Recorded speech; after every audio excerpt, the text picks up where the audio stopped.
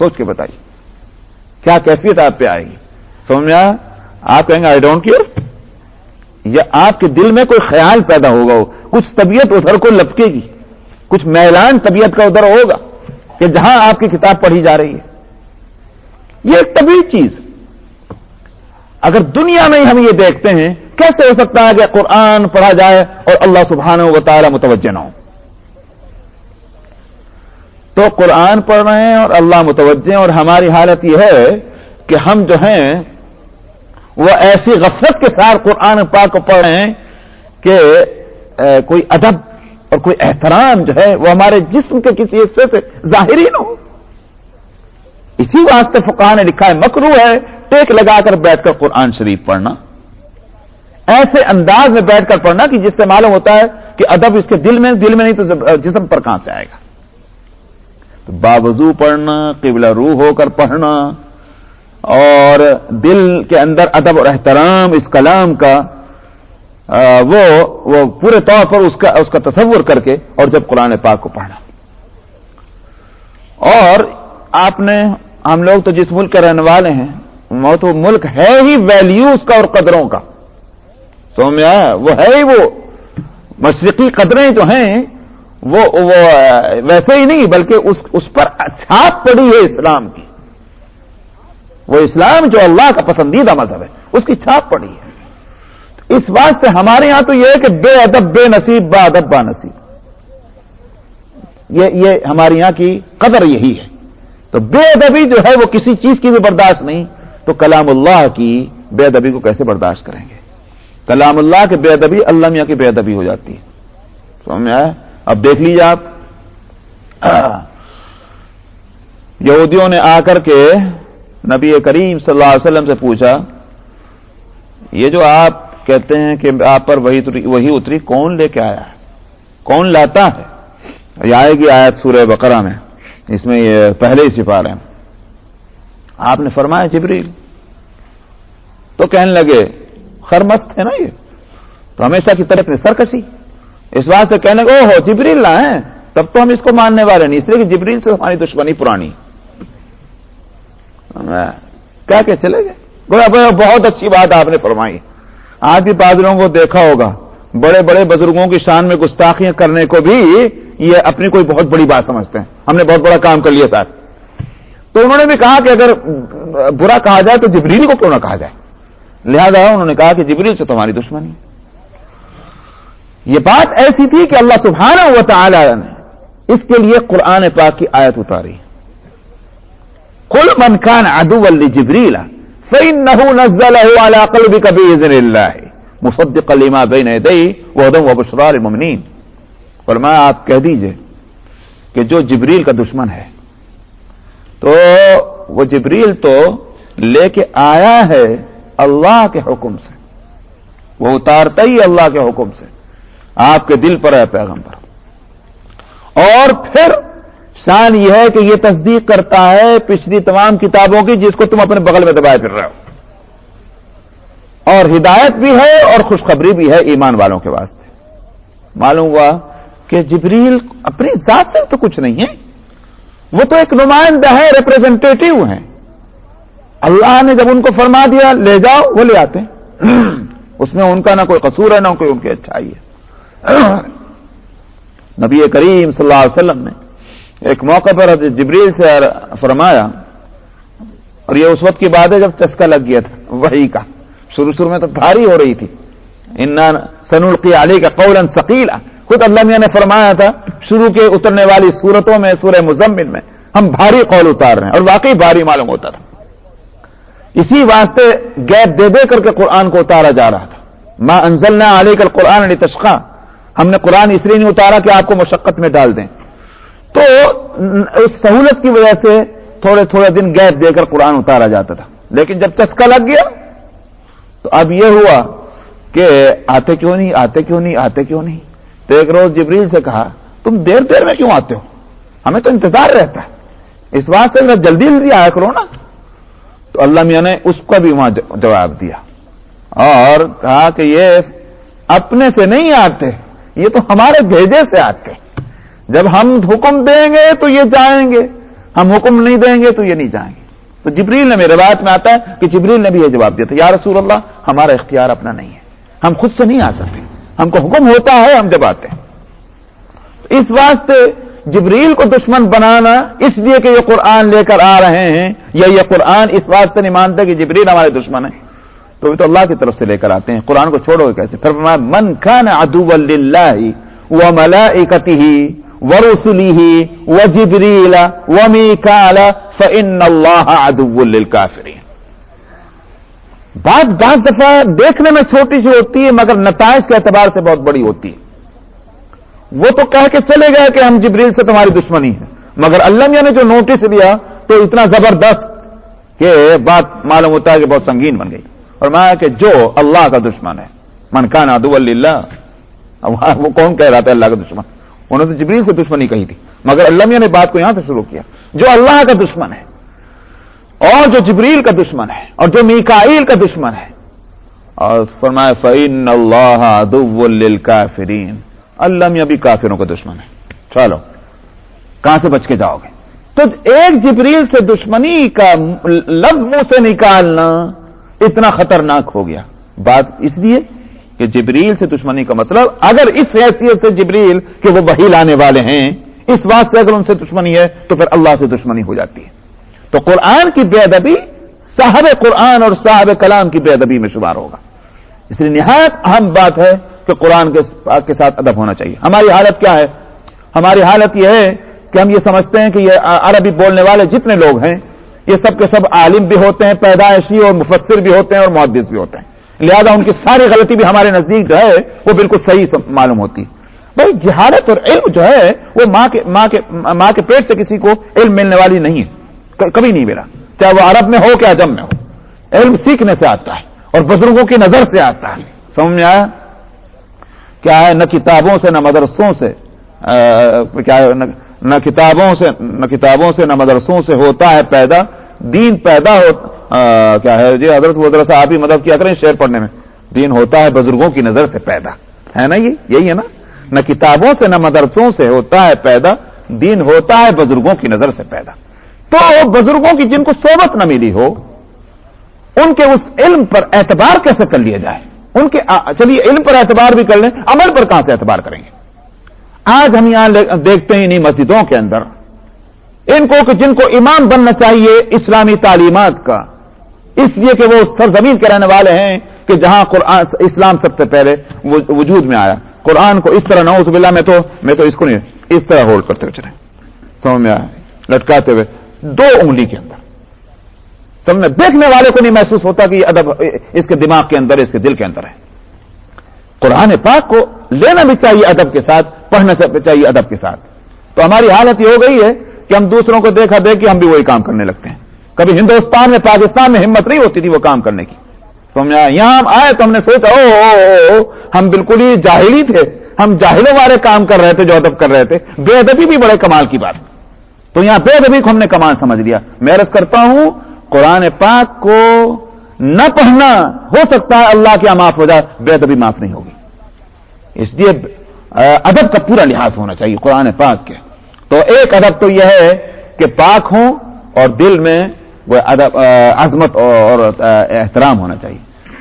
دوسری بات یہ ہے کہ قرآن پاک کے تعلق سے خود جو ایک ادب اللہ سبحانہ و تعالی نے فرمایا وہ یہ ہے کہ جب قرآن پڑھا جائے تو اس سے پہلے اعوذ باللہ من الشیطان الرجیم پڑھی جائے. اذا قرأت القرآن فاستعذ باللہ من الشیطان الرجیم. جب قرآن پڑھیں تو تم استعاذہ کرو، پناہ چاہو اللہ کی شیطان رجیم سے. تو اس میں 2 باتیں ہیں. ایک تو یہ کن لفظوں سے پڑھا جائے، تو فقہا کا اس پر تو اتفاق ہے کہ بھائی کسی لفظ سے پڑھ لو حکم کی تعمیل تو ہو جائے گی. اعوذ باللہ بھی پڑھ لو، خالی استعیذ باللہ پڑھ لو، من الشیطان الرجیم کہو، یا من السمیع العلیم من الشیطان الرجیم وغیرہ جو بھی کچھ کہو. جن لفظوں کے ساتھ بھی استعاذہ کیا جائے گا، اللہ کی پناہ چاہی جائے گی شیطان سے، تو اللہ کے حکم کی تعمیر ہو جائے گی. اس پر تو سب کا اتفاق ہے. اب مسئلہ ہے فضیلت کا. فضیلت کن الفاظ کی ہے؟ امام احمد ابن حنبل رحمۃ اللہ علیہ تو اس طرف گئے ہیں کہ فضیلت ہے اعوذ باللہ السمیع العلیم من الشیطان الرجیم، ان الفاظ ان کے پاس آیت ہے قرآن شریف کی، وَإِمَّا يَنزَغَنَّكَ مِنَ الشَّيْطَانِ نَزْغٌ فَاسْتَعِذْ بِاللَّهِ إِنَّهُ هُوَ السَّمِيعُ الْعَلِيمُ۔ سمجھا کہ جب تم کو شیطان جو ہے ورغل آئے تو تم اللہ کی پناہ چاہو، اس لیے کہ وہ سننے والا اور جاننے والا ہے، شیطان رجیم۔ تو فاستعذ انه هو السمیع العلیم سے انہوں نے کہا اعوذ باللہ السمیع العلیم من الشیطان الرجیم۔ امام ابو حنیفہ رحمۃ اللہ علیہ کہتے ہیں فضیلت جو ہے وہ ہے ان الفاظ کو اعوذ باللہ من الشیطان الرجیم۔ ان کی دلیل قرآن شریف کی یہ آیت کہ جب تم قرآن کو پڑھو تو فاستعذ باللہ من الشیطان الرجیم، تو انہوں نے اسی پورے لفظ کو لے لیا استعیذ کو بجائے اعوذ، اس لیے کہ یہی ثابت ہے اعوذ باللہ من الشیطان الرجیم۔ تو قرآن شریف کی آیتیں تو دونوں کے سامنے ہیں، مگر بہرحال یہ کہ امام ابو حنیفہ رحمۃ اللہ علیہ براہ راست اس آیت کو حجت بنا رہے ہیں کہ جس میں قرآن پاک کے پڑھنے کے وقت جس اعوذ باللہ کے پڑھنے کی ہدایت ہے۔ اس واسطے دنیا میں اکثریت اعوذ باللہ کو اسی طرح پڑھنے کی ہے۔ ایک مسئلہ یہ ہوگا۔ دوسری بات یہ ہے کہ جیسے میں نے شروع میں کہا تھا کہ قرآن ایک آیت بھی ہے اور قرآن ایک سورت بھی ہے، اور قرآن پورا یہ جو ہے 30 سپارے سب قرآن ہے۔ اسی واسطے اگر ایک آیت بھی پڑھی جا رہی ہے قرآن شریف کی، قرآن ہونے کی حیثیت سے اعوذ باللہ وہاں پڑھی جائے گی، اس لیے کہ وہ قرآن ہے اور اللہ نے حکم دیا کہ جب قرآن پڑھو تو استعاذہ کرو۔ تیسری بات یہاں یہ بھی بتا دوں کہ بعض لوگ اس اعوذ باللہ کو جو ہے وہ اور جگہ بھی پڑھ لیتے ہیں، وہ اپنا اجتہاد ہوگا۔ مطلب یہ میں یہ نہیں کہتا کہ ناجائز کر رہے غلط کر رہے، لیکن وہ ثابت نہیں ہے۔ ثابت جو ہے وہ اعوذ باللہ کا پڑھنا صرف قرآن شریف کے لیے ہے، یہ قرآن پاک کی خصوصیت ہے۔ ہاں اور چیزوں کے لیے بسم اللہ پڑھی جائے گی، سمجھ آیا؟ تو مثلا نماز ہے، اب نماز سے پہلے کوئی شخص اللہ اکبر کہنے سے پہلے اعوذ باللہ من الشیطان الرجیم بسم اللہ الرحمن الرحیم اللہ اکبر نہیں، اور جو اس کو صحیح سمجھے گا وہ پھر بدعت ہو جائے گی۔ بدعت کہتے ہی اس کو ہیں کہ جو چیز ہم کرنے جا رہے ہیں، جن تقاضوں کی وجہ سے ہم کرنے جا رہے ہیں، وہ تقاضے اس دور میں موجود تھے پھر نہیں کیا گیا۔ ہم تھوڑی کہ نبی سے آگے بڑھ جائیں گے، سمجھ میں آیا؟ نعوذ باللہ، کیا ہماری نظر جہاں جا رہی نبی کی نظر نہیں گئی وہاں صلی اللہ علیہ وسلم؟ اس واسطے اگر ہر جگہ اعوذ باللہ کا پڑھنا درست ہوتا تو نبی کریم صلی اللہ علیہ وسلم پڑھتے، صحابہ پڑھتے۔ تو اس واسطے میں نے کہا کہ اس کو دین نہیں کہا جائے گا۔ ہاں پڑھ لیا تو یہ بھی نہیں کہہ سکتا کہ میں ناجائز ہے، ہاں اس کو ضروری نہیں سمجھیں گے، ہم بسم اللہ کا پڑھنا ہر جگہ ہے۔ الا یہ کہ بعض وہ مقامات ہیں کہ جہاں شیطان کا مطلب یہ کہ اچھا دورہ ہے تو وہاں اس سے پناہ چاہنے کو کہا گیا، مگر وہاں بھی اعوذ باللہ کے الفاظ اس طرح نہیں۔ نبی کریم صلی اللہ علیہ وسلم سے جو وہاں استعاذہ ثابت ہے وہ اس طرح نہیں جس طرح سے قرآن شریف کے پڑھنے کے وقت میں۔ یہی کمال ہے، دیکھیں یہاں سے بھی ادب مل رہا ہے۔ مثلا بیت الخلاء میں جب آپ جائیں واش روم میں، تو واش روم میں جاتے وقت میں آپ نبی کریم صلی اللہ علیہ وسلم کی سنت ہم کو کیا معلوم ہوتی؟ اللہم انی اعوذ بک من الخبث والخبائث، اے اللہ میں آپ کی پناہ چاہتا ہوں گندی چیزوں سے اور گندگیوں سے۔ تو اللہم انی اعوذ بک تو کہا وہاں یوں نہیں کہا اعوذ باللہ من الشیطان الرجیم، کیوں؟ اس لیے کہ وہ خصوصیت ہے قرآن پاک کی، تو یہ نہ ہو جائے برابر سرابر نہ ہو جائے معاملہ، قرآن کا امتیاز رہنا چاہیے باقی۔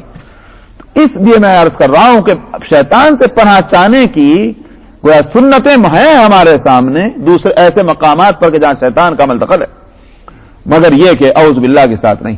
بسم اللہ ہر جگہ پڑھنی چاہیے۔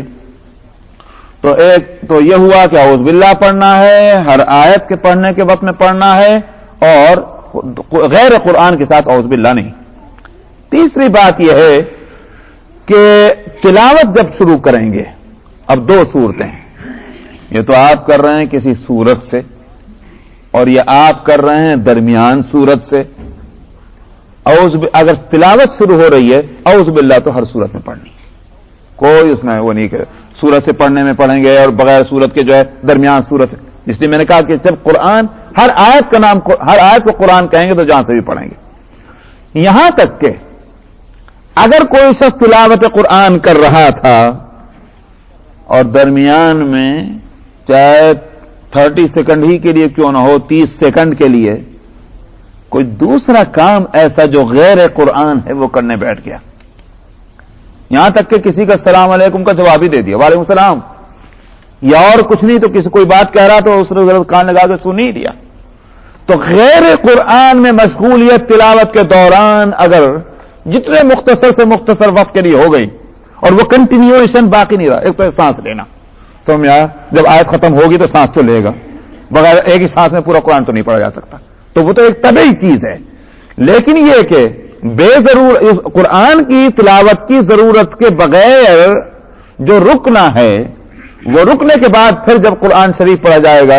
اعوذ باللہ پھر بھی پڑھی جائے گی، کیونکہ تلاوت جو ہے وہ منقطع ہو گئی تھی، کٹ گئی تھی، ڈسکنٹینیو ہوئی تھی، اب نئے سرے سے پڑھنا ہے تو اعوذ باللہ پھر پڑھی جائے گی، تلاوت کے جو آداب ہیں وہ پھر نئے سرے سے آ جائیں گے، تو ایک ادب تو یہ ہے کہ اعوذ باللہ پڑھنے کے تعلق، دوسرا ہے بسم اللہ کا مسئلہ، تو بسم اللہ الرحمن الرحیم وہ اس کو پڑھا جائے گا، مگر اس کے پڑھنے کی دو حیثیتیں، ایک تو یہ کہ جہاں سے بھی پڑھو قرآن شریف، سورت سے پڑھو کہ درمیان سورت سے پڑھو، ایک تو بسم اللہ کا وہ پڑھنا ہے، بے شک پڑھنا چاہیے، کیوں؟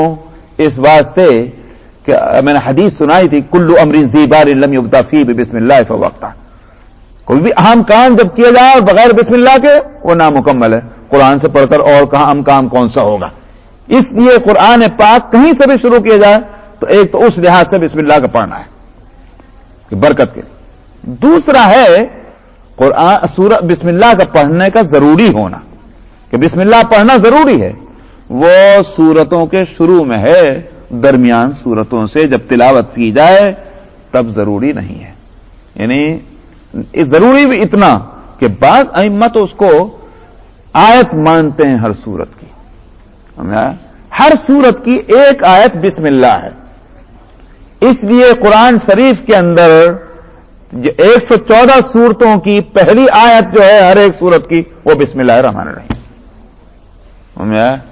تو جو لوگ سورت کا جز مانتے ہیں ان کے نزدیک تو بسم اللہ کا پڑھنا ایسا ہی ہے کہ جیسے قرآن شریف کی ایک آیت کا پڑھنا، اور اس کا چھوڑنا ایسا ہی ہے جیسے قرآن شریف کی ایک آیت کا چھوڑنا۔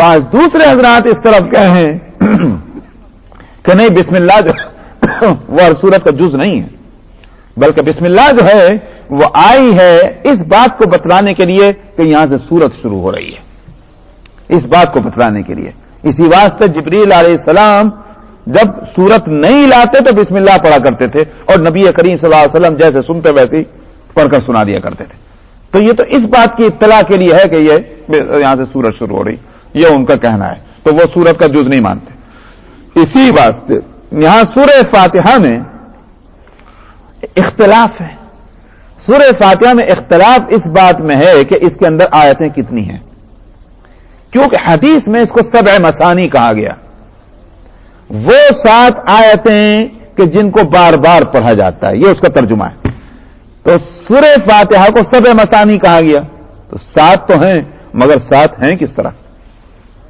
اس میں ہے اختلاف۔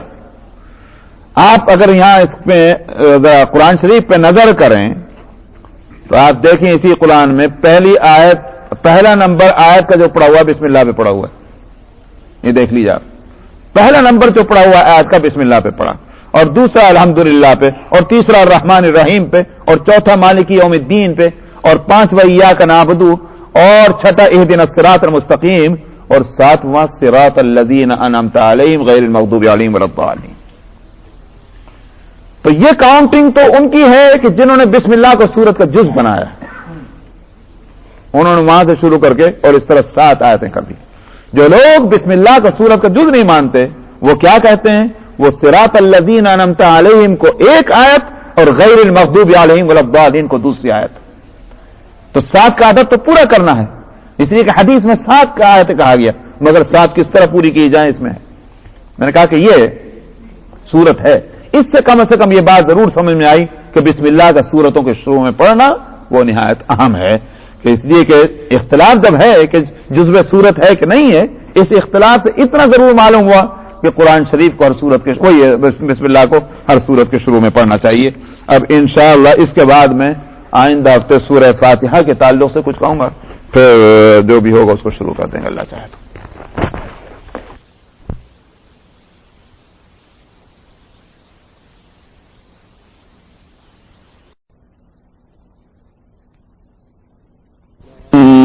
أعوذ بالله من الشيطان الرجيم.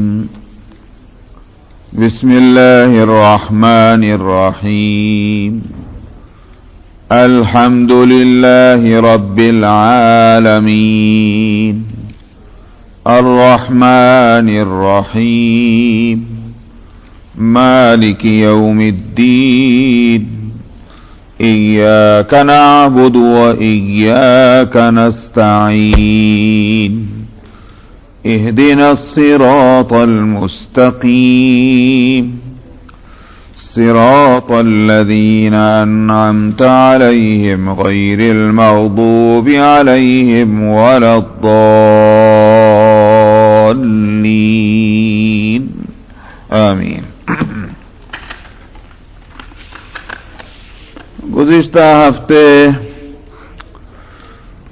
میں استعاذہ اور بسم اللہ یعنی اعوذ باللہ اور بسم اللہ کے تعلق سے چیزیں بتلا رہا تھا، اور حاصل یہ تھا کہ تلاوت قرآن کی ابتدا میں اعوذ باللہ اور سورت کی ابتدا میں بسم اللہ. سورت کی ابتدا چاہے ابتدائے تلاوت میں ہو یا درمیان تلاوت میں ہو.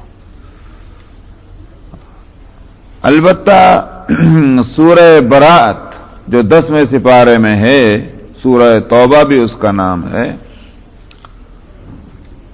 اس کے تعلق سے یہ ہے کہ اس کے شروع میں بسم اللہ نہیں ہے.